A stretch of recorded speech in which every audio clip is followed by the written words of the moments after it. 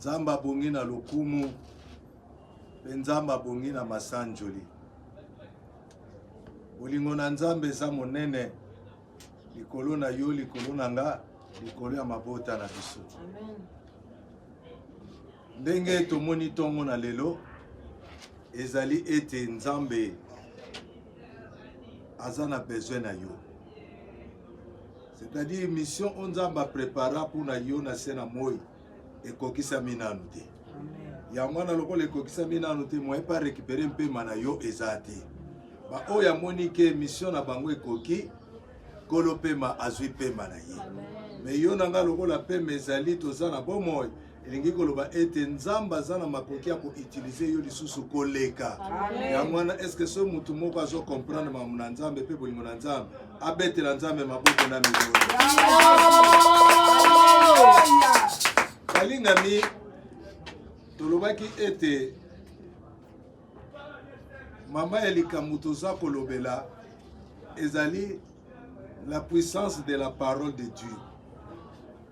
Otomekaki kolobela yango vendredi pe bandeko mosusu tosalaki mwandam na YouTube.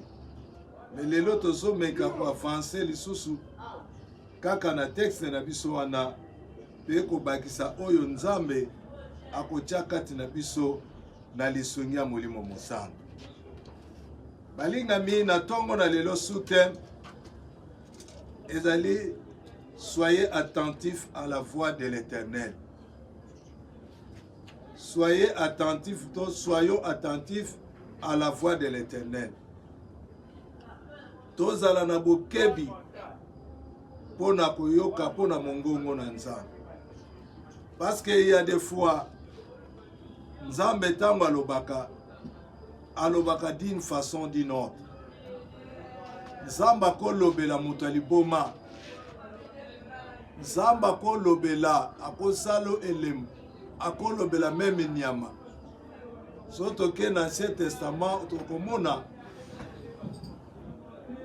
ndeko oyo alingaki amodir bana Israël. Balam et Balak azwaka mpunda ayebisi amodir mais punda aloba maloba onzamba aloba. Na tongo na lelo balingami ndenge tolobi ete texte na biso ezali na Genèse chapitre 12 tobandaki na verset ya liboso kino tokosuka kaka na verset 4 nakosenga totelema mpona kohonorer parole.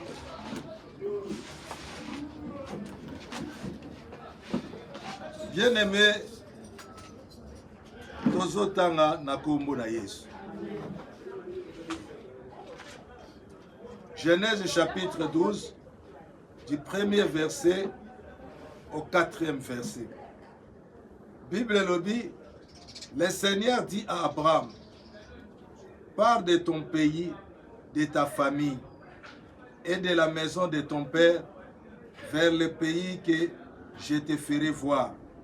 Je ferai de toi une grande nation et je bénirai et je ferai de toi une grande nation et je bénirai, je rendrai grand ton nom, sois en bénédiction et je bénirai ceux qui te béniront, qui te proférera, je les maudirai, en toi seront bénies toutes les familles de la terre. Abraham partit comme le Seigneur lui avait dit, et l'autre partit avec lui.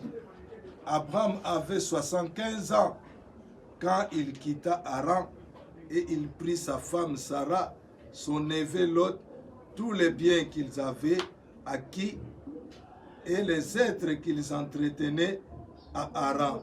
Et ils partirent pour le pays de Canaan. Ils arrivaient au pays de Canaan. Ils arrivaient au pays de Canaan. Amen. Hein? Amen. Seigneur, te péchons merci.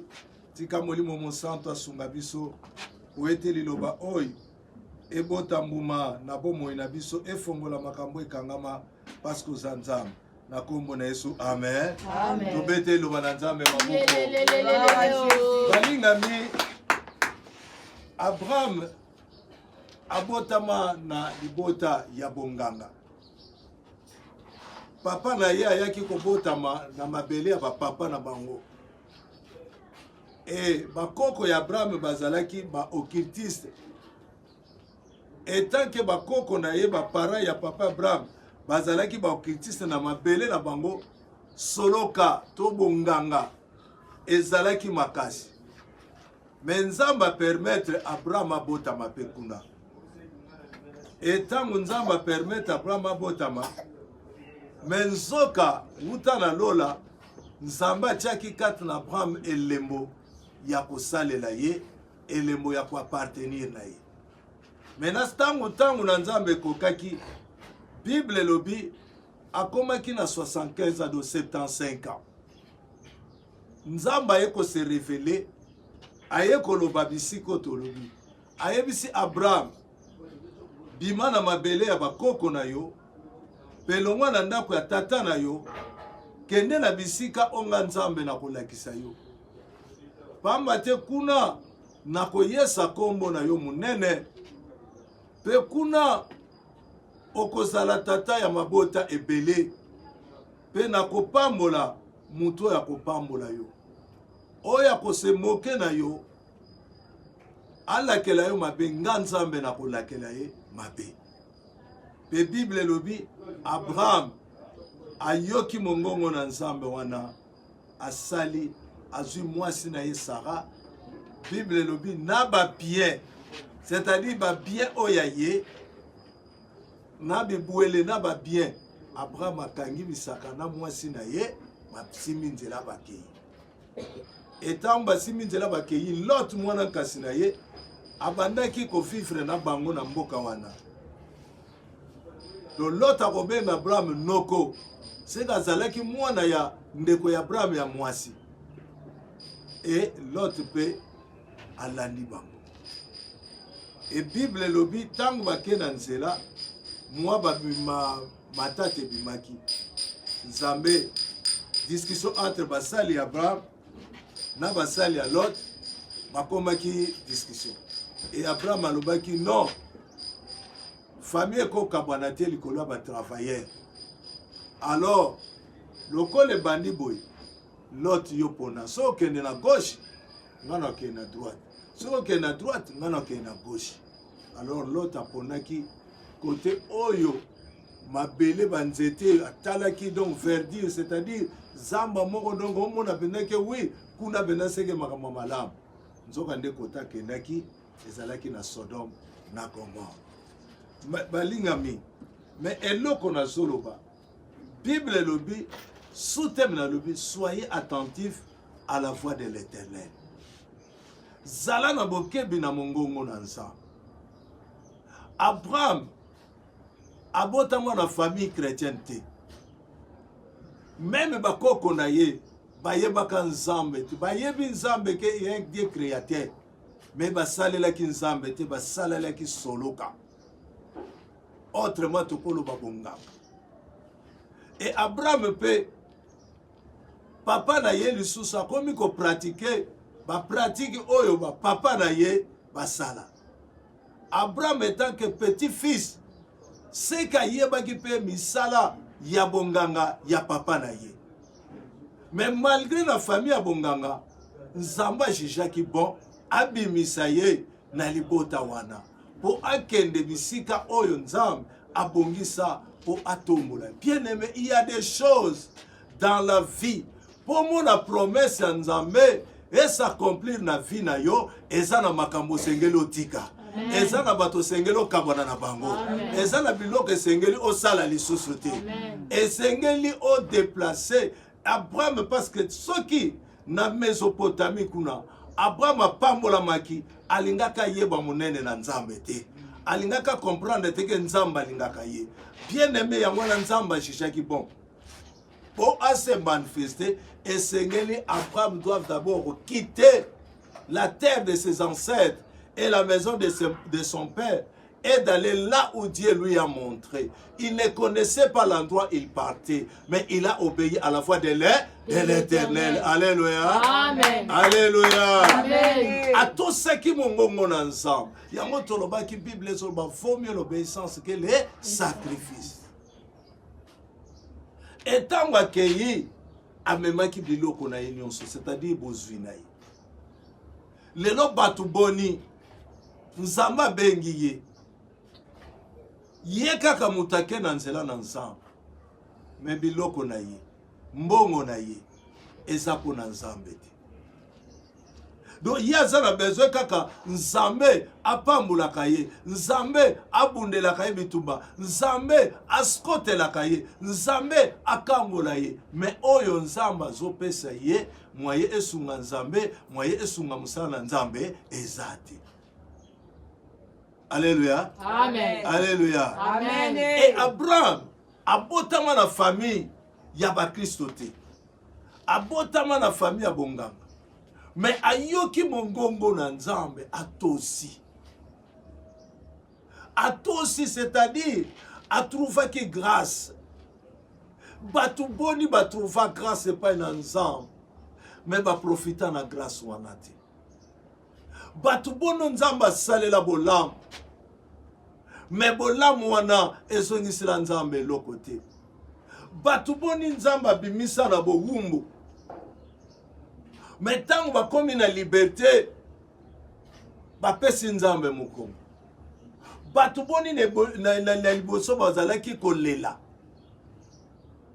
Azolela abi nzambe soko kangolinga, nzambe soko bikisinga, nzambe soko pesinga, nzambe soko fongolelinga, nzambe soki na komi nesika wana, nzambe na kokanisa yo. Mais nzambe asala, ye azwa, ye akoma, ye asimba, ye amona, me makambo alobaka pona nzambe, mwaya kokisa yango ezate. Alléluia. Amen.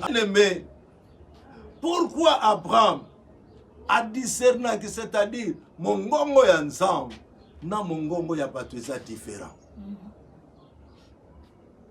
Abraham a comprenaki ke wuta tobotama bakoko nanga baza banganga, tata nanga praticien ya bonganga, nga moko c'est-à-dire tant que mwana nganga soki batindi ayebaki quelque biloko oyo bakosalela po babikisa moto. C'est que tant que papa na mama koko bazate Abraham pa kenda asala to bengi papa talabo zwani titi bo zwa bzete bo zwani ni sala asala pe et batu babika abikisa batu na bonganga, abikisa batu na bondoki, abikisa batu na bosoloka soi-disant, mais yé moko azala sauvé te. Il a fallu pour azala sauvé liloba na nzambe ya ekutana na ye. Amen. Esi a fallu pour azala délivré nzamba loba liloba po lilobe sala ni eka mola. Kanda na Hébreu chapitre 3 verset 7 à 8 na verset 8 azoloba. C'est pourquoi si vous écoutez ma voix, n'endurisez pas votre cœur. Soki boyoki mongongo na nza, mongongo na nzamba, boyesa mitema na bino makasi te. Mais combien de gens ont entendu la voix de l'Éternel, mais ils continuent toujours à endurcir leur cœur. Peut-être nzamba se révéla na yo na ndoto. Peut-être nzamba se révéla yo na vision. Peut-être nzamba se révéla na yo na prophétie. Peut-être nzamba se révéla na nzela na mutalobi likambo tikeza malamu te. Parce que Dieu parle d'une manière d'une autre. Dieu se révèle aux gens, aux personnes d'une manière d'une autre. Parce que ça souverain. Dieu peut se révéler en toi, en moi, dans nzela ya malade. Dieu se révèle dans la grande sœur nanga, cousine nanga na kitambo. Avec commerçant dans nzela, commerçante pardon dans nzela ya Angola. Alors ba sala accident kota soko leki nzie tu bato bakenda nzela ba Angola ba yebi. Dans nzela mbanza ko. Balingami atoboka no sobo tiem ameli mai zo bima koto. Et le soko tali e cicatrice. Abina mutu kawana bazala 3 personnes kaka babika. yeda papa moko na basi mibale. Mais l'air mutuka na position zalaka batu balobi awa mutu apike ezali. Mais l'air babandi ko bimisa balonga le bilo bakuta ye na se. Et soko talie balinga maza na cicatrice. Et loko wana lobi noko etindanga na kumisa nzambe. Parce que nazalaki ya kokufa. Ba meme na hôpital bazo traiter mais ceux qui ameli mai zobima.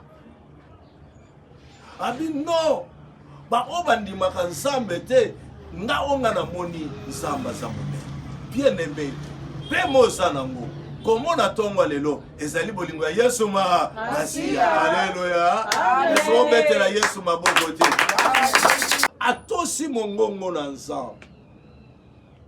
Alongwe bisika bazokende ayebaka te mboka ngo ayebaka nanu te akoma nanu te mutu ango azosolola na ye amona ye nanu te ayoka nanu mongongo na nzambe te. Mais c'était pour la première fois, si je ne me trompe pas, Dieu lui avait parlé, mais il avait écouté la voix de l'Éternel et il a obéi à faire la volonté de Dieu. C'est pourquoi ce matin, je m'adresse à quelqu'un. Soyez attentifs à la voix de l'Éternel. Zala na bokebi na mongongo nanza.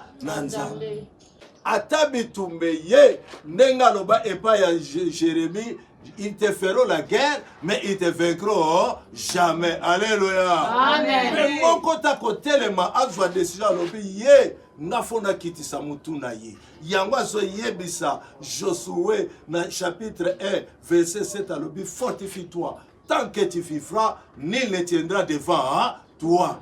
Tant que yoko zala na bomoy Mutakotele maliboso na yo azate. Ne t'en détourne ni à gauche ni à droite pour agir fidèlement selon tout ce qui est écrit.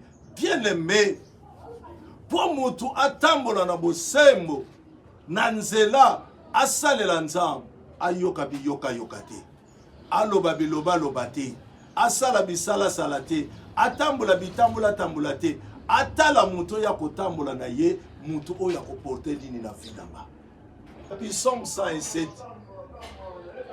verset 19 à 20. Bible Zoroba, dans l'air de détresse, il criait à l'Éternel. Et l'Éternel envoya sa parole, et sa parole est guérie.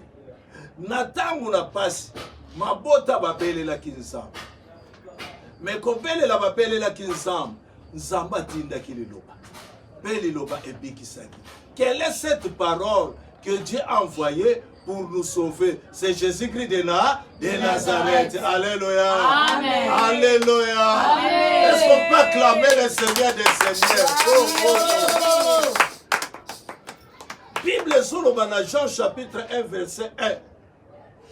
Qui n'en a 12 sur l'année makamwana.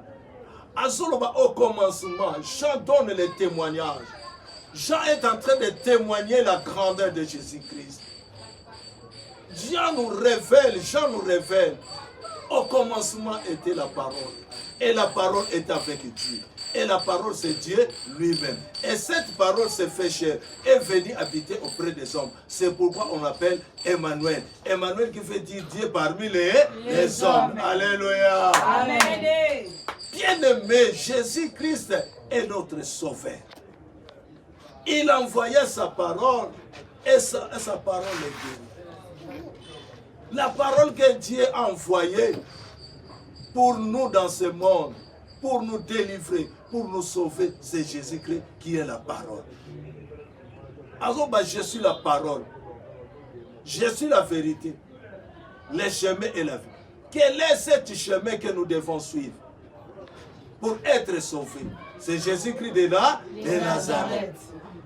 Qui transformaka liloba na nzambe eredresaka liloba na nzambe ebimisaka mutu meme kati na libulu liloba na nzambe ememaka mutu na droiture liloba na nzambe longolaka kubanga liloba na nzambe epangusaka maya miso liloba na nzambe longolaka soni tika liloba ya saison o esimba libota moko sonde umela nzamba longola yango nzamba longola yango maya miso etangaka mutu na moi bayebi bino ke bolela kambe ya mbala oyo kolele kozala lisusu liloba na nzambe ezu esika na bomoi na yo orke mutu oyo afandisi liloba na nzambe kati na ye afandisi Yesu Masiya. Alléluia. Amen.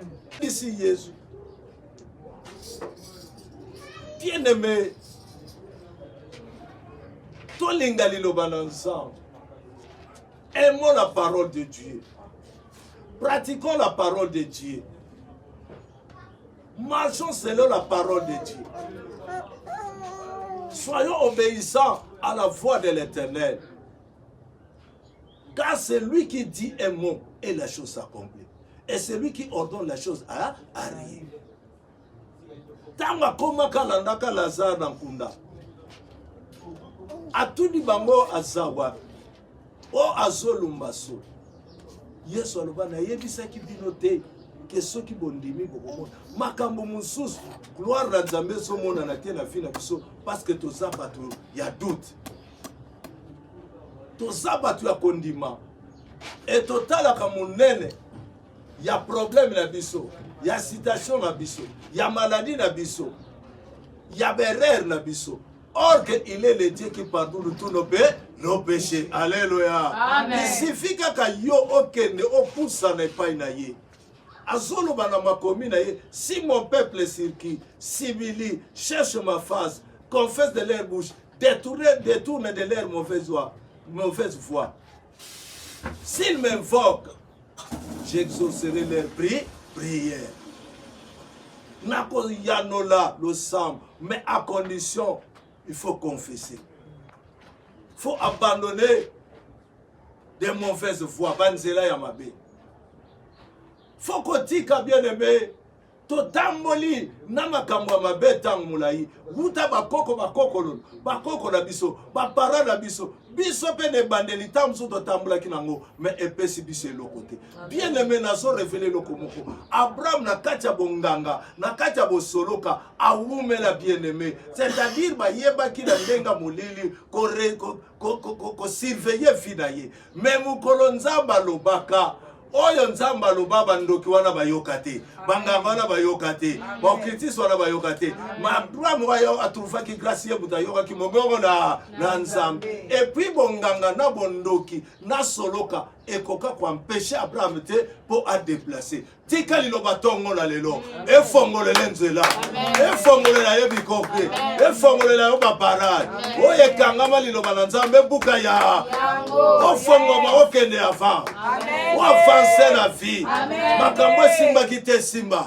makambo bonga kite bonga makambo ezalaki ya malamu te ezala soki makambo malamu ekima kiotika na tongo na lelo ndenge nazote ya makambo malamu elanda yo makambo malamu elanda yo nami makambo malamu elanda yo tala Yesu alanda fu de Gadara oya kima famille ekoka kokanga te akenda na zambe akoma kovanda na basimetiere mais Yesu tango alandi yo lera kutani alobaka te bademo babandi koloba Yesu mwana na David oya vandi bisika bileki likolo likamunini entre biso na yo saison oyo bademo bakanga yo bakoloba Yesu likamunini biso na yo est-ce que ça la mutation di mama loba ko dike sala mela yo ekangola bina yo ekangola bana na yo ekangola ndaku na yo ekangola musala na yo ekangola ba projet na yo makamwe bandako simba te sala nini esimba